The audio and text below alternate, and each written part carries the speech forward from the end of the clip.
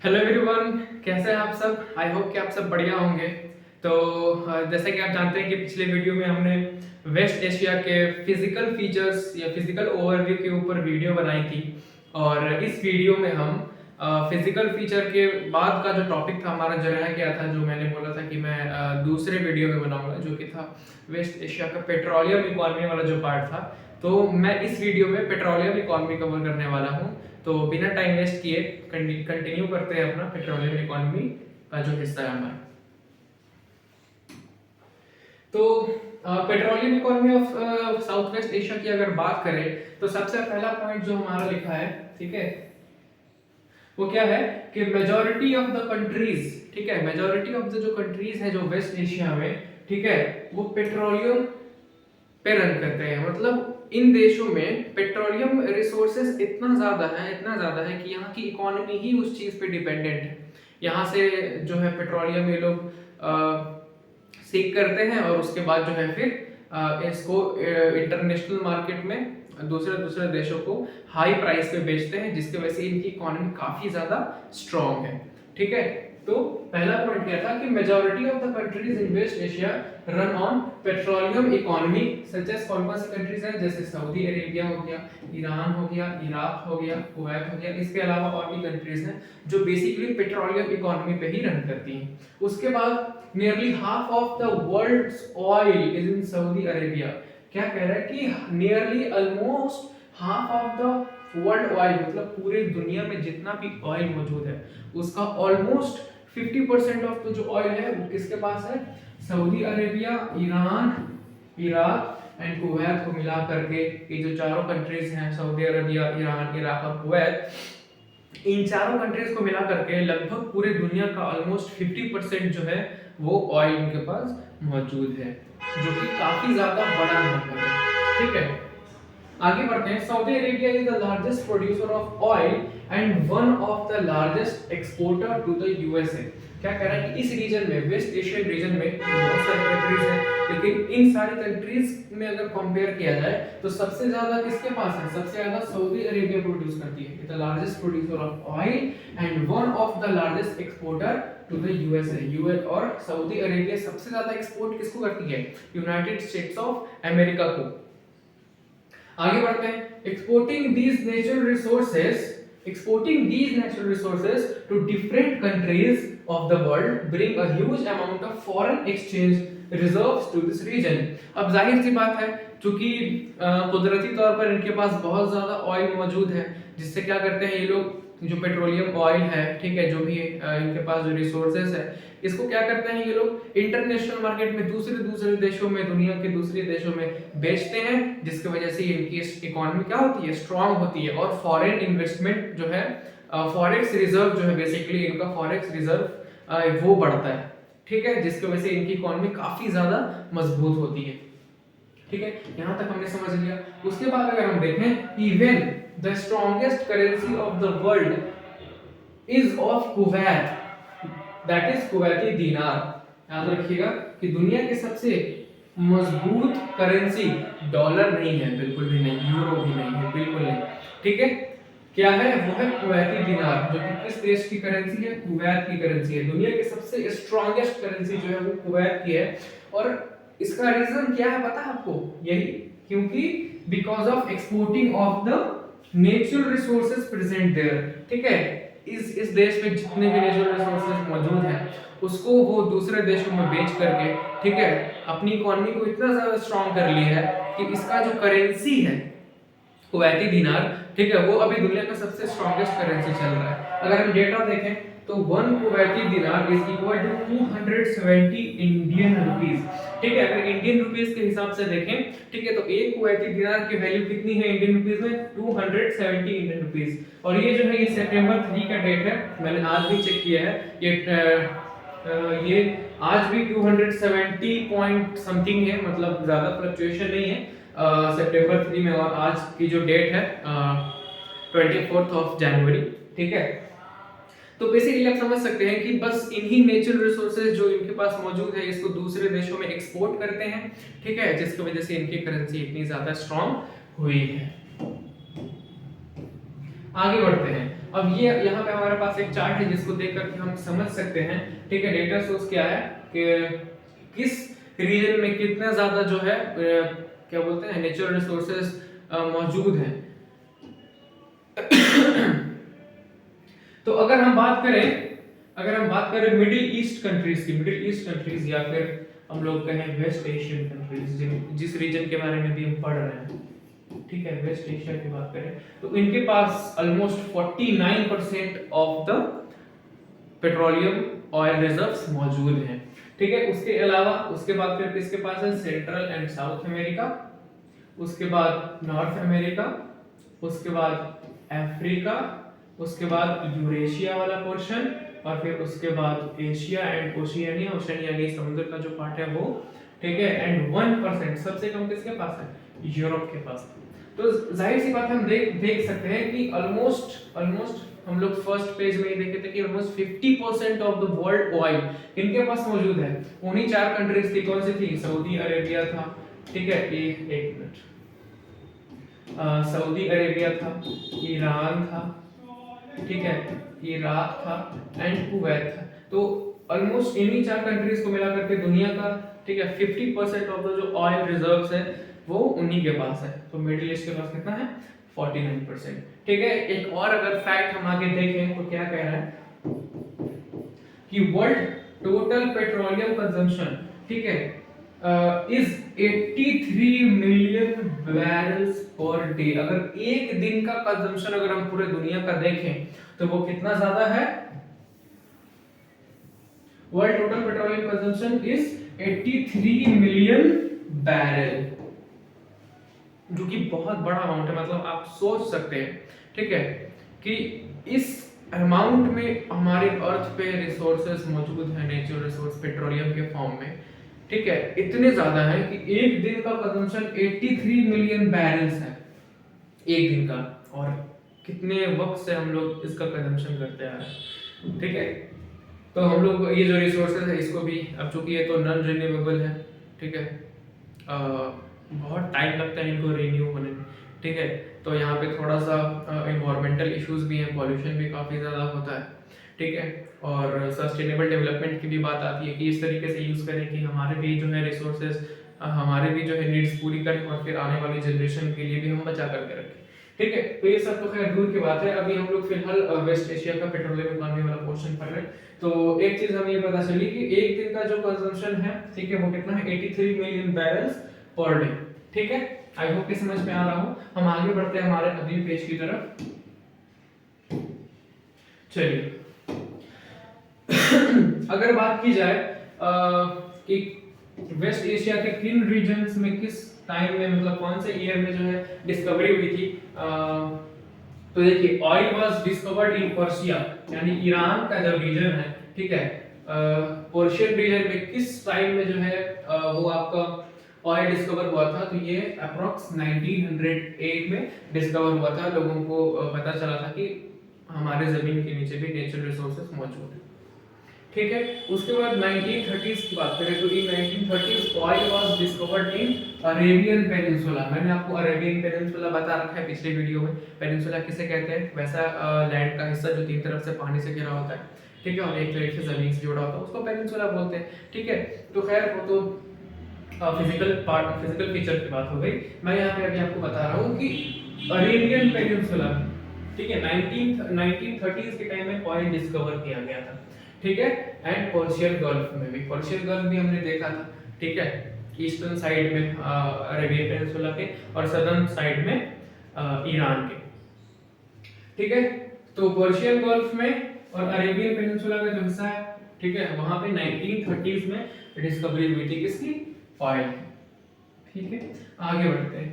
Iran holds the world second largest natural gas reserves after Russia. Number 1 पे कौन है, Russia है, और रशिया के बाद सेकंड नंबर पे सबसे ज्यादा नेचुरल गैस किसके पास है, तो ईरान के पास है, जो कि क्या है, वेस्ट एशियन कंट्री है, ठीक है। उसके बाद there are many sanction imposed on Iran. अब जैसे कि हम जानते हैं जियो पॉलिटिक्स थोड़ा बहुत तो आप सुनते ही होंगे, करंट अफेयर्स भी जब आप पढ़ते होंगे तो आपको पता चलता होगा कि यूएसए ने ईरान के ऊपर बहुत ज्यादा सैंक्शंस लगा रखे हैं, ठीक है, कि कोई भी ईरान से जो है नेचुरल रिसोर्सेज जो भी पेट्रोलियम वगैरह है, नेचुरल गैस कोई नहीं खरीदे, जिसकी वजह से क्या है कि इनके पास इतना ज्यादा नेचुरल रिसोर्स होने के बाद भी ये, ठीक है, अनडेवलप्ड है, ठीक है, अनडेवलप्ड। उसके अलावा अगर बात करें, Qatar holds world's third largest natural gas resource, ठीक है। अच्छा, फर्स्ट नंबर पे कौन था? फर्स्ट नंबर पे था हमारा रशिया, उसके बाद सेकंड नंबर पे कौन था?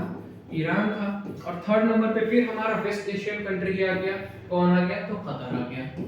मतलब आप देख सकते हैं, ठीक है, कि डोमिनेट कर रहा है कितना ज्यादा, टॉप लीडिंग प्रोड्यूसर जो है वो नेचुरल गैस के। फर्स्ट और रशिया हो गया, ठीक है, सेकंड नंबर पे ईरान, थर्ड नंबर पे कतर, ठीक है।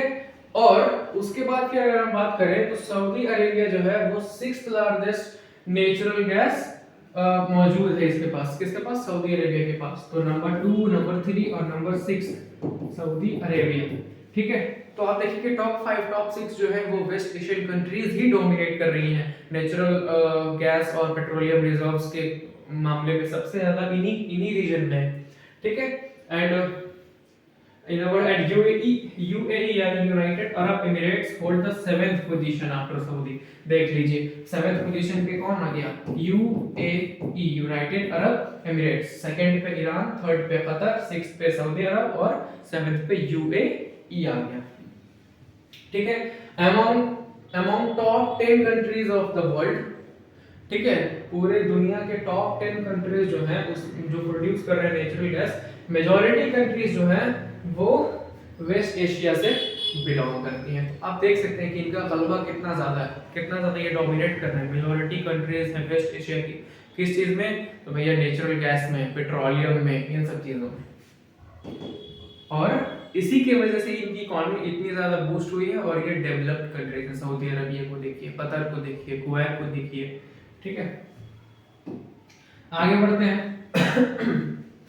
अब ये बहुत ही इंपॉर्टेंट टॉपिक आता है हमारा, how black gold has shaped a region. Black gold क्या? पेट्रोलियम। तो पेट्रोलियम ने यानी ब्लैक गोल्ड ने इस रीजन को यानी वेस्ट एशियन रीजन को किस तरीके से शेप किया, ठीक है, उससे क्या क्या हम अभी डिस्कस करते हैं, देखिए समझ में आएगा हमें, ठीक है। Oil has made many people better of in general, ठीक है। तो ऑयल ने क्या किया है, यानी बेसिकली ऑयल से ही तो सारा डेवलपमेंट हुआ है इनका, इन रीजन में जो लोग रहते हैं इनका, ठीक है। तो ऑयल ने ही डेवलपमेंट किया है, ठीक है। लेकिन ऑयल हैज इम्प्रूव्ड, हाँ, oil has improved the lives of many people in south west Asia. और ऑयल की वजह से ही बहुत सारे लोगों का जो है वो लाइफ बदला है, ठीक है, वहां के लोगों में डेवलपमेंट हुआ है। इन 2002 researchers from United Nations studies changes in the region over the past 30 years, ठीक है। और यूनाइटेड नेशन की जो स्टडी है, ठीक है, उससे ये पता चला है कि पिछले 30 साल में जब से वहां डिस्कवरी हुई है नेचुरल रिसोर्सेज गैसेस की, पेट्रोलियम की, ठीक है, तो पिछले 30 सालों में इनकी जो लाइफस्टाइल, इनकी जो कंडीशन है, ठीक है, इसको काफी ज्यादा देखा गया कि इंप्रूव हुई है, ठीक है। ये कौन कह रहा है? ये स्टडी कह रही है जो कि यूनाइटेड नेशन के द्वारा कराई गई, ठीक है। आगे बढ़ते हैं। These researchers determined that life expectancy has increased by 15 years, ठीक है। और ये जो स्टडी की गई थी, इससे क्या पता चला कि यहाँ के जो लोग हैं वेस्ट एशियन कंट्रीज के जो लोग हैं, इनकी लाइफ एक्सपेक्टेंसी रेट जो है वो बढ़ गई है। और कितनी ज्यादा? ऑलमोस्ट 15 इयर्स तक बढ़ गई है। फॉर एग्जांपल कि वहाँ के लोग मान लो कि पहले 45 इयर्स तक होते थे कि 45 इयर्स तक ही इनकी लाइफ एक्सपेक्टेंसी रेट थी। एवरेज लोग 45 इयर्स तक ही पहुंच पाते थे, ठीक है। लेकिन अब कितनी हो गई? अब ऑलमोस्ट 60 to 65 हो गई। मैं ये बस एक्सप्लेन करने के लिए बता रहा हूँ एग्जांपल के तौर पे, ऐसा एग्जैक्टली डेटा मुझे नहीं पता है, ठीक है। तो ऑयल की वजह से ये क्या है कि इनकी लाइफ इतनी ज्यादा अच्छी हुई, ठीक है, डेवलपमेंट हुआ इनका, जिसकी वजह से क्या हुआ कि जो है लाइफ एक्सपेक्टेंसी रेट जो है वो बढ़ गई है। And that the number of infants who died in their first year of life, यानी इन्फेंट मोर्टेलिटी रेट जो है, ठीक है, वो काफी ज्यादा जो है वो घट गई है, गिर गई है। मतलब इन्फेंट मोर्टेलिटी रेट क्या होता है, वैसे बच्चे जो एक साल बिना पूरा किए हुए पहले ही, एक साल से पहले ही जो डेथ कर जाते हैं उनको उस रेट को बोलते हैं इन्फेंट मोर्टेलिटी रेट। ठीक है, तो अब जो कि डेवलपमेंट वाइज रीजन में तो ये जो रेट है ये भी गिरा, अब बच्चे जो है वो भी ज्यादा जो है जिंदा है रहते हैं। ठीक है, जिससे तो क्या हुआ, इन्फेंट मोर्टेलिटी रेट भी जो है वो गिर गई है, ऑलमोस्ट 2/3 मुकाबले गिर गई। मतलब फॉर एग्जांपल कि अगर पहले एक साल में 9 बच्चों की डेथ हो जाती थी, तो अब ये घट करके कितना आ गया है, 1/3 इसका, यानी कि 3 पे आ गया। मैं बस एग्जांपल दे रहा हूँ समझाने के लिए। आगे बढ़ते हैं। Per capita GDP varies extensively from country to country, और ये जो वेस्ट एशियन कंट्रीज हैं इनकी जो अगर पर कैपिटा जीडीपी की बात की जाए तो वो भी कंट्री टू कंट्री वेरी बहुत ज्यादा एक्सटेंसिव है, बहुत ज्यादा वैरी करती है। ठीक है, फॉर मेनी रीजंस, बहुत सारे वजहों की वजह से। ठीक है, बहुत सारे रीजंस की वजह से। ठीक है, the UAE and Kuwait for example के तौर पर मैं बता रहा हूं कि यूएई और कुवैत जो है both have high GDP from selling oil. ठीक है, ये जो कंट्रीज है जैसे यूएई हो गया, कुवैत हो गया, इनकी जो जीडीपी है ये काफी ज्यादा हाई है। ठीक है, जो भी नेचुरल रिसोर्सेज मौजूद हैं उनको जो दूसरे कंट्रीज में जो एक्सपोर्ट करते हैं, जिसकी वजह से ये स्ट्रांग इकोनॉमी है, इनकी जो जीडीपी है वो बहुत ज्यादा है। ठीक है, since both of this countries also have a small population, yes, अब यहाँ पे ध्यान देने वाली बात है। ठीक है, इनके पास क्या है, इनके पास रिसोर्सेज भी ज्यादा हैं और पॉपुलेशन भी कम है, मतलब इनका ज्यादा डेवलपमेंट होगा, है कि नहीं। उसके बाद अब देखिए, they both have high per capita income. ठीक है, जाहिर सी बात है रिसोर्स ज्यादा है लेकिन और पॉपुलेशन कम है, वहां के रहने वाले लोग बाशिंदे ही कम है, तो ज्यादा डेवलपमेंट जो होगा वो ज्यादा होगा। लेकिन अगर उसके कंट्रास्ट में देखें, ठीक है, ऐसे कंट्रीज जिनकी ज्यादा पॉपुलेशन है जैसे सऊदी अरेबिया, ठीक है, एंड ईरान, ठीक है, ये इनको अपनी जीडीपी को ज्यादा लोगों में डिवाइड करना पड़ता है, ज्यादा लोग रहेंगे। ठीक है, तो ज्यादा लोगों का डेवलपमेंट करना है तो लोगों के लिए फिर चाहे वो आप देख लो कि हॉस्पिटल्स हो, स्कूल्स हो, एजुकेशन हो, ठीक है, जो भी फैसिलिटीज जो है वो गवर्नमेंट प्रोवाइड करेगी तो उसमें ज्यादा खर्च होगा। ठीक है, तो ज्यादा पॉपुलेशन होती है, ठीक है, तो जो जीडीपी है वो डिवाइड हो जाता है पॉपुलेशन में।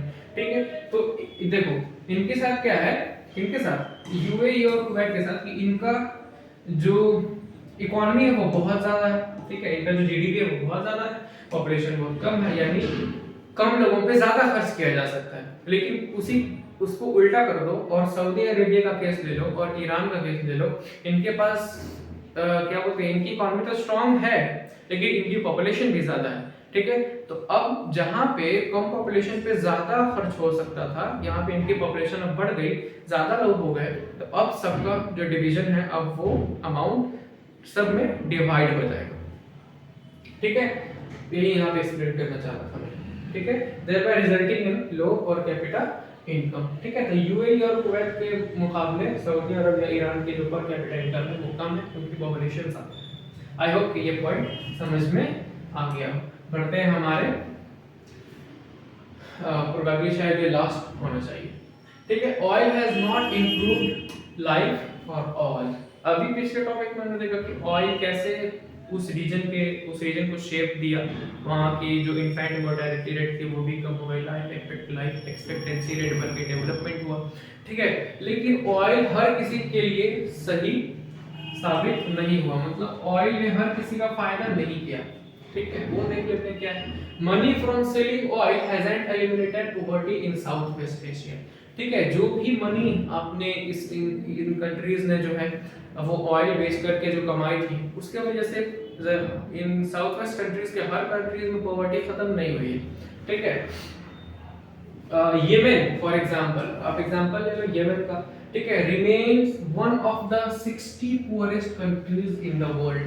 ठीक है, येमेन के one of the 60 poorest country in the world है, जबकि ये वेस्ट एशिया का भी पार्ट है। लेकिन यही कह रहा है कि ऑयल ने हर किसी के लाइफ को इंप्रूव नहीं किया है। फॉर एग्जांपल येमेन देख लीजिए, अभी भी ये one of the poorest country है। ठीक है, although its population is approximately 80% of population of Saudi Arabia। ठीक है, येमेन की जो पॉपुलेशन है वो ऑलमोस्ट सऊदी अरेबिया की पॉपुलेशन की 80% है। अब येमेन जब आप ज्योग्राफिकली उसको मैप में देखिएगा तो येमेन एक छोटा सा देश, इतना बड़ा सा देश। ठीक है, मतलब इतना बड़ा नहीं है मैप में, जब आप देखोगे सऊदी अरेबिया की कंपैरिजन में, ठीक है, तो सऊदी अरेबिया काफी ज्यादा बड़ा कंट्री है और यमन उससे कंपैरेटिवली बहुत छोटा कंट्री है। लेकिन यमन की पॉपुलेशन सऊदी अरेबिया की पॉपुलेशन की 80% है, यानी काफी ज्यादा पॉपुलेशन हुई, ठीक है। और यमन की ऑयल रिजर्व सिर्फ 1% है सऊदी अरेबिया के हिसाब से, ठीक है। सऊदी अरेबिया से कंपैरिजन किया गया, तो सऊदी अरेबिया से अगर कंपैरिजन किया गया तो पॉपुलेशन में क्या है, पॉपुलेशन में 80 पर यमन के पॉपुलेशन 80% है सऊदी अरेबिया के पॉपुलेशन के हिसाब से। और वहीं पे अगर हम लोग ऑयल रिजर्व्स की बात करें तो सऊदी अरेबिया का जो भी ऑयल रिजर्व है उसका सिर्फ 1%, मतलब कितना ज्यादा कम, ठीक है। This means that the amount of oil produced by Yemen each year has not been sufficient to pull its people out of poverty। इसका मतलब ये है कि यमन जो कंट्री है उसमें इतनी ज्यादा भी इतना कम नेचुरल रिसोर्सेज है, इतना कम ऑयल प्रोड्यूस कर रहा है कि वो अपने लोगों को पॉवर्टी से भी बाहर नहीं निकाल पा रहा। ठीक है, आगे बढ़ते हैं। Iraq has the second largest oil reserve in the region. अब इराक के पास सेकंड लार्जेस्ट ऑयल रिजर्व है इस रीजन में, but very little of money went to make life better for ordinary Iraqis. ठीक है, सेकंड मोस्ट लार्जेस्ट प्रोड्यूसर है ये, सॉरी क्या बोलते हैं,